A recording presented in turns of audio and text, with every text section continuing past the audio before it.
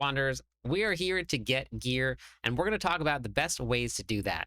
There's a lot of different activities in this game that are going to give you gear, but what's going to be the best way to do it? And this guide is going to start from the very basics when you first start leveling, all the way up to some more advanced stuff. So if you have been playing the game for a little while, but you want to see if some of those tips are going to be for you, make sure you use the timestamps. You can skip ahead. The very beginning of this video is going to be for anybody that is just joining us. We have a huge influx of brand new players, so welcome everybody.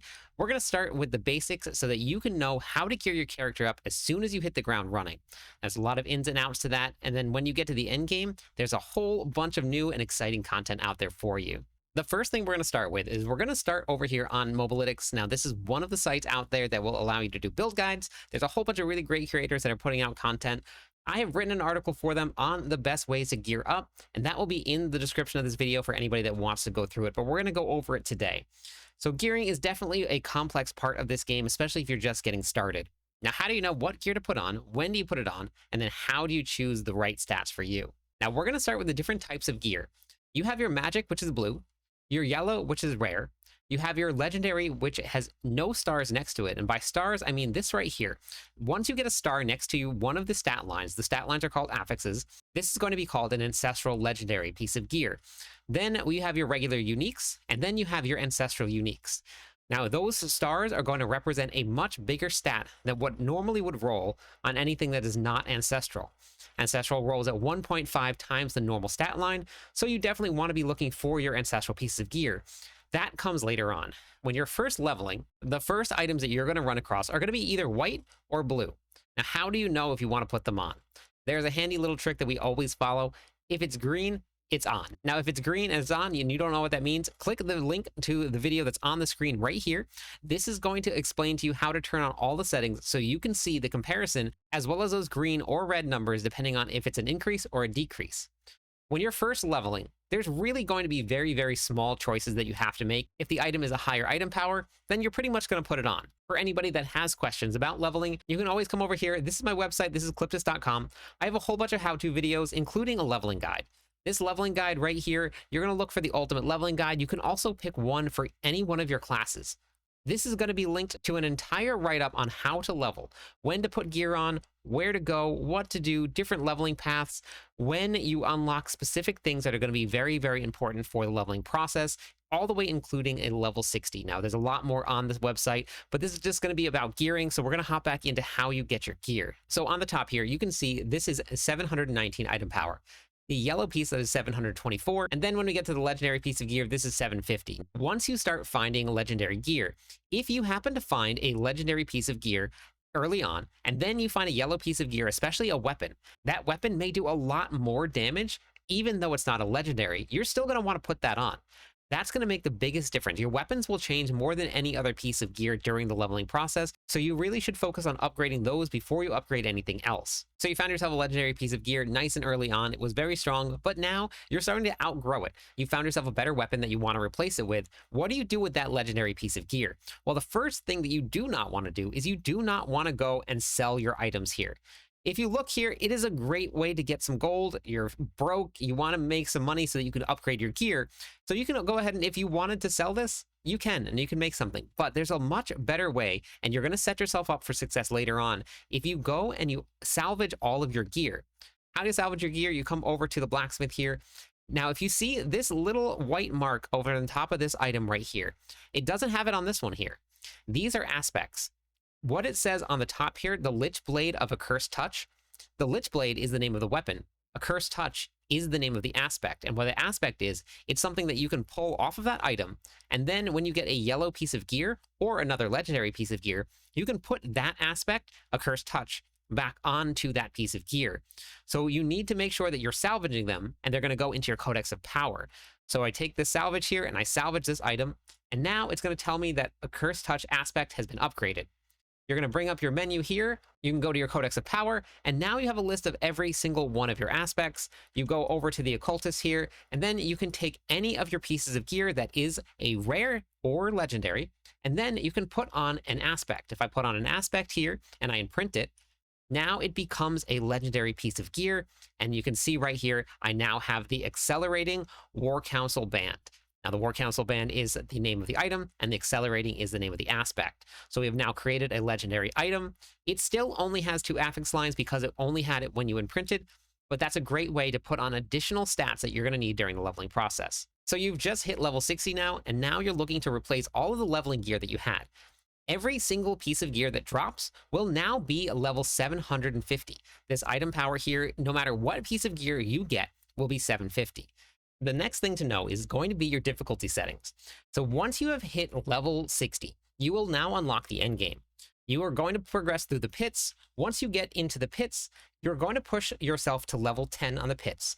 If you look right here, level 10 is going to be what's called Torment 1. Torment 1 is going to unlock your ability to acquire ancestral gear. What will happen now is all of your common, magic, and rare items will be salvaged automatically, and your ancestral quality items become available. This is the start to your endgame journey. So how do you get all of that 750 piece of gear? If you come back over to the article here and you scroll down, these are going to be all of the different ways that you can farm gear, and there's a lot of them. You can go to HellTides, you can do regular dungeons, Nightmare Dungeons, Infernal Hordes, Artificer Pits, which is, we just talked about the pits, Lair Bosses, Whisper Caches, Purveyor of Curiosity, Seasonal Questline, Vessel of Hatred, you're going to do the campaign, and the Dark Citadel. Now, we'll talk about all of those and the merits to doing all of those, but that's going to be the best way that you're going to get your gear. You can pick the one that you want to do the most, whichever one you find the most fun. So now that you've gotten your first starter set of gear, all of 750, now we're going to start talking about where the end game gear is going to start coming from, and that's where the juicy part comes in. As you progress through your Torment tiers, which is going to be your end game goal, you're actually going to increase the chances of finding better items in the different Torment tiers. So as you go up further and further, you're going to increase the chance of dropping those. And not only that, you're also going to increase the chance of getting Escalating Nightmare Dungeons, which are brand new into the game. And we'll talk about those because those are going to be a really big part of your gearing process. The first thing we're going to cover, and you probably ran into this during the leveling process, are going to be your Grim Favors. If you go to the map and you look right here, you can see these are all grayed out for me because I currently have 10 Grim Favors that I can turn in at the Tree of Whispers. They added it in that you don't actually have to go to the Tree of Whispers now. You can just come over to the Raven on the map. You can see I have it right here, Whispers of the Dead. We go and we turn this in, and now you have an option of getting several different caches. These caches actually have a chance to give you a guaranteed ancestral gear. So we're going to select whichever one we want. The dungeon keys are going to be great if you're running short on Infernal Horde keys. This is a great place to do it. Infernal Hordes, we'll get to that and why you want to go there too. So when you take your cache here and then you open up your cache, this is going to be a great place to target farm whatever you want, and you have a chance to drop ancestral gear. Now, we did not drop any out of this one here. This is going to be a great way not to just get your gear, but also to get tempering recipes, glyphs, materials, anything that you're going to need. This is a really great way to start your journey into gearing your character. Now that I've turned those in, I can now see where all of the new Grim Favors are. I can go out and do more of those. They're incredibly strong, so make sure you take advantage of those. The next thing we're going to cover is the new and improved Nightmare Dungeon and Escalating Nightmare Dungeon system. This has been revamped, and it is absolutely amazing this season. If you're looking for gear, we're going to have equipment delves. As you go through, you're going to find Herodic artifacts, and you can earn increasingly higher rewards for the quality of the cache that you get. It really, really works, and it really makes a huge difference. So make sure you take advantage of these. We also have the Escalating Nightmare Dungeons. This is going to be 3 consecutive dungeons that will give you increasing loot and then increasing difficulty as well as you go through it. Now, it says Equipment Delve. You're going to have 3 different ones. They're all going to be random. One of them will be guaranteed to have that equipment delve in here. I would highly suggest saving them till at least you get to the Torment tiers. You cannot fight the boss at the very end until you get into at least Torment 1, and he drops either a ton of loot or not so much. Most of the time, a ton of loot. So I would highly suggest saving these until you get into the Torment tiers. If you're looking for more Escalating Nightmare Dungeons, as you saw when we were looking at the difficulty settings, you can do ones that will guarantee you a Herodic Strong Room. That's going to be the best way to farm more Escalating Nightmare Dungeons. Next, we're going to cover HellTides. Now, HellTides was something that you got to do while you were leveling up. Inside of HellTides during the leveling process, every single one of the chests that you open were exactly the same. That changes after level 60. We now have access to specific types of chests. We have your weapon chest, you have your protection chest, which is going to be armor, and brand new, we're going to have this one mystery chest down here. It's going to be orange. This is going to be only 1 per. It's going to cost the most, but it gives you the most material and the best chance at getting gear. This is going to be the best one that you want to save up all of your cinder, go and open this one, and then this is a great way to target farm specific gear that you need. If you're in a hunt for a brand new weapon, you're going to save up your cinders and go open the weaponry chest. Now, as you move up through the pits into the Torment tiers, you're going to fight the bosses. The bosses have a chance to drop a currency called obols. We're going to cover that in just a second. The bosses, when they die as well, they will also give you some loot that just drops all over the ground, and then you can work on getting your glyphs here too. Now, we just talked about obols. Obols is a currency that you can use at the Purveyor of Curiosity. These are earned by random events in Sanctuary. They come out of your Nightmare Dungeon chests. They come out of the pits. There's a bunch of different ways that you can earn obols. Even your new Nightmare Dungeons, you can target farm obols. When you come over to the Purveyor of Curiosity in any of the major cities, you can select which item that you want to use. Now, if you're looking for uniques, this might not be the best way to go, but if you're looking to farm maybe a specific aspect or get better gear, this is a really great place to go to. Now, there's a couple different things that you're going to want to do, but if you look right here, one full spend of all of the obols that I could, all of the gear that I could, and I've got myself 1, 2, 3, 4, 5 different pieces of ancestral gear. That's a really, really great way to spend your obols and upgrade your gear. If you're looking to just get your first set of ancestral gear, you purchase until you get one ancestral piece, and then you get the next one. So you're going to go to your pants, then you're going to go to your boots. This is going to be a great way to gear your character up when you're first getting started. Don't worry about the stats so much. Now, before you do that, if you're on the seasonal character, you actually can come over here as you progress through your storyline. You get ashes. You're going to want to spend those on this first one over here, Urn of Curiosities. This Urn of Curiosity is going to give you an additional chance to get other items as you purchase. It's a really great way to increase the amount of items that you're getting and your chances of getting some better gear. Now, we've talked about a whole bunch of places that have a random chance to drop ancestral gear. Let's start with where you can guarantee your gear to drop. If we go to our dungeon keys and we look at the Infernal Horde compass keys, when you saw I opened up the Whisper cache earlier, that cache gave me an Infernal Horde key. With this key, you can unlock a dungeon that unlocks by doing the storyline. At the very end of the dungeon here, and every single night I like to do runs with people live, so if you guys want to stop by the live stream, make sure you stop by. You can get in on some of the runs. This is a chest right here that gives you a guaranteed chance at an ancestral gear. It only costs 200 ether. This is how many we earned. And if you look right here, you see we have a whole bunch of ancestral gear that is dropping, as well as a whole bunch of materials. So it's a really great place to guarantee yourself to get some ancestral gear, as well as get some materials that you're going to need. The next place that you can get yourself ancestral legendary gear, now this is a little bit more rare and you have to have the expansion for it. This is going to be the Undercity Karas. You're going to start earning tributes after you complete the Deeds of a Champion questline. If you get these tributes of Radiance, United means that you can do 4 different players and you can bring them all. They're guaranteed to get ancestral gear. What this looks like, once you kill the boss inside of the Undercity, now it's going to unlock a chest for you. That chest has a chance to drop some really, really great gear. Guaranteed ancestrals, 2, 3 stars, and then if it's a unique, it can go up to 4 stars. As you can see right here, we had a couple different ones, and we had a 2 Greater Affixes piece of gear. So what's next? If you're on a seasonal character, you're going to be filling out this board here by killing elites. As you kill those elites, once you have completed this board, you're actually going to continue to earn reputation, and you're going to get these amazing mystery greater archetype caches here.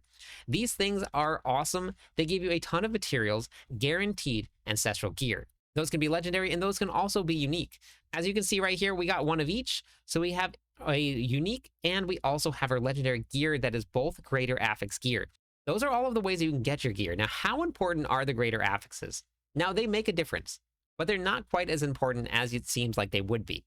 Make sure that you're not stressing out too much if you're not getting the drops that you thought you would be getting. The Greater Affixes, if you're talking in terms of pushing levels of the pit, if you were to go from having 1 Greater Affixes gear to maxing out all of them, it really isn't going to push you too much higher into the pits. The most important part about gaining power is going to be your masterworking, your tempering, and then your glyphs. Those are going to be the huge sources of power. Now, having the right pieces of gear is definitely important, and those are going to be your uniques. Most of the time, there will be build-defining uniques, such as the Hooves of the Mountain God. Now, how do you find those? If you come over to my website again, and you're going to go to the leveling planner right here, and you go to the very bottom, there's going to be a unique target farming guide. You click on that, it'll show you exactly where to go for each of the bosses. Unique items are going to drop from your lair bosses. Your lair bosses unlock after Torment 1. You can actually teleport right to the bosses, and it tells you right here, you get unique items, and then they're also going to be mythic unique items. Now, those should be on the very bottom of your priority list, but that's where you go to find them. Now, stat priority is incredibly important. Now, how do you decide what stats are going to be good for your character? Every class is going to have its main stat. For the Barbarian, it's going to be Strength. For the Rogue, it's going to be Dexterity. The Druid is going to be Willpower. The Sorc and the Necromancer is going to be Intelligence, and the Spiritborn will also be Dexterity. those are going to be your main sources of damage because you're going to get it from your main stat. Every single stat has specific things that it's going to do. Dexterity will give you critical strike chance. Willpower will increase your resource generation, healing received, and your overpowered damage. Intelligence will give you more resistances, and then your strength will give you armor. So knowing your stats is going to be very important. The next thing you're going to do is a look at your defensive stats. Now, I'll have a guide in the description of the video of how to manage your defenses, what stats to pick, and how to build it. But we're going to give a brief overview now for gearing your character. You're going to go with your armor. Armor has a maximum of 1,000 to get the most damage reduction out of it. Other things in the game you may need more armor for, but for damage reduction from physical damage, this is going to be your cap, 1,000. Then your resistances are going to cap out at 75. That's a soft cap. And then there's a hard cap of 85. This reduces all of the damage from elemental damage. Now that you've added all the defenses to the gear that you want, the next thing you need to look at is your offensive skills. Do you have enough critical strike chance? Critical strike damage actually doesn't really matter as much as everybody thinks it's going to matter. You're going to have to look and see what your specific build is going to need in terms of damage. Now, with the way that some of the builds work, some things are going to take things like shadow damage or maybe poison damage, and they're going to multiply those specific stats. So taking something like critical strike damage really wouldn't benefit you over taking something like poison damage. So how do you know what to take and when? Using a planner is probably going to be the best way that you can do that. Now, over here on Mobalytics, I'm the official Barbarian writer for them. We have a ton of really, really fun Barbarian builds, and inside of these build planners here, you can actually see your gear stats. You can select the gear stat option there, and then you can see which ones are going to be the most optimal for you to use. Now, you don't even need to use the build. You just need to look at what is going to be the best stats to run, and then incorporate that into your build in some way, shape, or form. So for anybody out there that is looking at your stats and your gear, just know that plus to damage is probably one of the worst options that you can take when it comes to just additive damage. And additive damage means anything that you can see here that has a plus 41% critical strike damage. Straight damage is one of the lower ends, and it really has nothing in the game that just multiplies straight damage. So learn your build, learn your class, and then figure out what is going to be multiplied. That's the best way to build your items and build around your class. The last thing we're going to leave you with is going to be your Mythic Uniques. These are all going to be the purple ones. Everybody's out hunting for them. They are very rare. So if you're just coming into the game, I want to make sure that everybody's expectations are right where they need to be. Sometimes you can do a couple hundred bosses and you will not find a Mythic Unique. That's the rarity of them. Sometimes you're going to go walk in, you're going to kill one boss, and it'll drop. It is a very, very random chance, but it's also a very small chance. I've built builds every single season that require 0 mythics, and I'm able to go all the way to Torment 4. You do not need them other than maybe pushing the highest levels of the pit, which if that's not your thing, then really don't stress too much about finding these. They are helpful, but they are not the end all be all to get your character to clear all of the content that you want to clear. I know this was a long one. Thank you for sticking with me today. I'm going to have a complete guide for masterworking and tempering and enchanting in the description of this video. That is probably one of the most important aspects of the game that people miss out on, all the little details. So make sure you check out that video. Hopefully you found this helpful. If you did, make sure you share it with your friends. Thank you everybody for watching. I'm live every night. I'd love it if you stopped by, said hi, theory crafted with me. Catch you on the clip side.